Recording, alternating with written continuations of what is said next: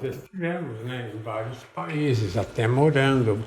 Moramos 7 anos na França, moramos na Inglaterra, moramos em Portugal, além de já ter morado nos Estados Unidos, na Áustria, evidentemente, né?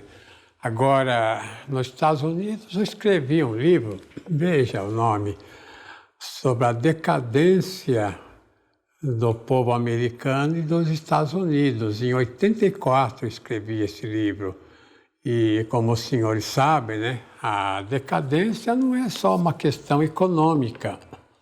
A decadência que existe no mundo é muito mais moral. Agora, o grande erro é pensar que questão de moral ou imoral é questão de sexo. Não é isso, é muito mais uma questão de atitude.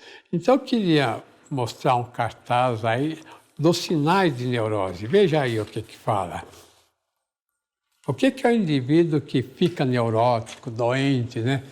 Não só doente mental, como doente físico também. Em primeiro lugar, veja no cartaz, não tolera frustração alguma, coloca delírio nas ideias e tem muita raiva e rancor.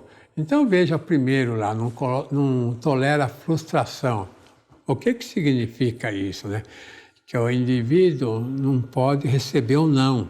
Por exemplo, uma criança quer algo que ela não pode, até os pais fornecem. A pessoa gasta demais.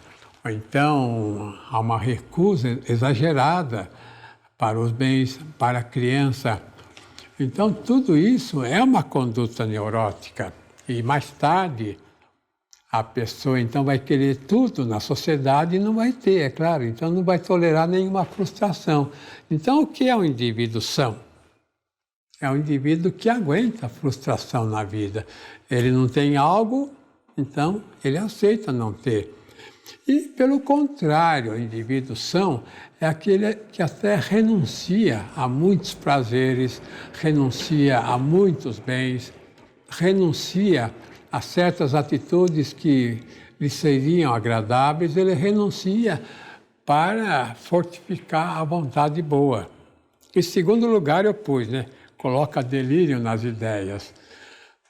O que são delírios, né? Delírios são coisas que não existem. Por exemplo, o indivíduo imagina que ele pode ser um super milionário sem ser um indivíduo ladrão, né? Um indivíduo que avance nos bens do próximo, então que faça negócios ilícitos. Então, um indivíduo assim, que acha que pode ser milionário, é um indivíduo que distorce a mente dele. Em terceiro lugar, né? Veja lá, há um indivíduo que tem muita raiva e rancor na conduta. Então, é interessante essa questão. Quando os filmes, principalmente americanos, mostram o indivíduo explodindo, né? Ele é frustrado, então ele joga tudo fora, ou então ele quebra a televisão, ou ele atira.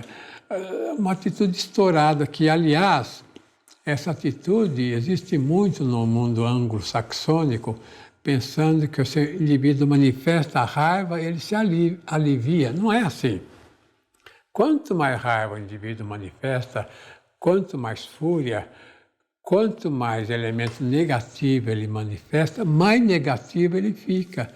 Quanto mais raiva ele lança, mais raiva ele cria nele. Então, amor com amor se paga, como fala, né? O indivíduo que dá amor recebe muito amor, mas o indivíduo que dá raiva recebe muita raiva. Isso, né, doutor Kemp? Vem desse engano de se acreditar que a raiva existe por si dentro da pessoa e que teria que esvaziar o interior da raiva. E não que a raiva é uma atitude, é até um hábito.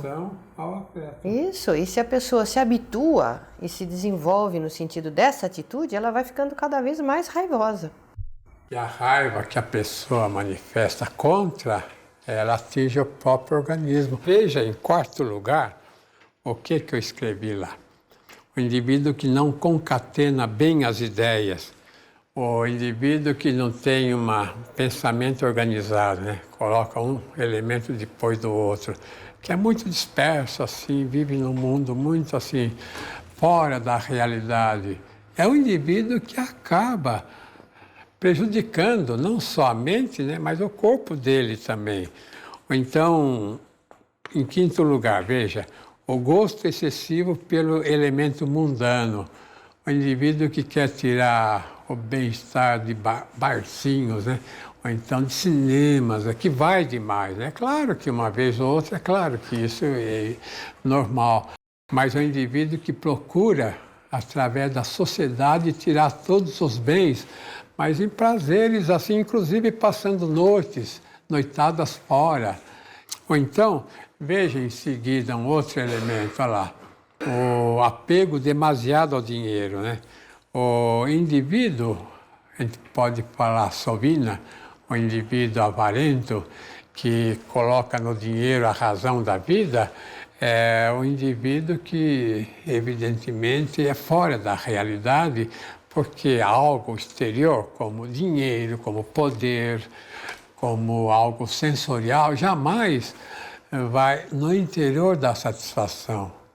O indivíduo só se sente bem se ele estiver de acordo com o bem que há no interior, com a verdade que há no interior e com a estética que há no interior.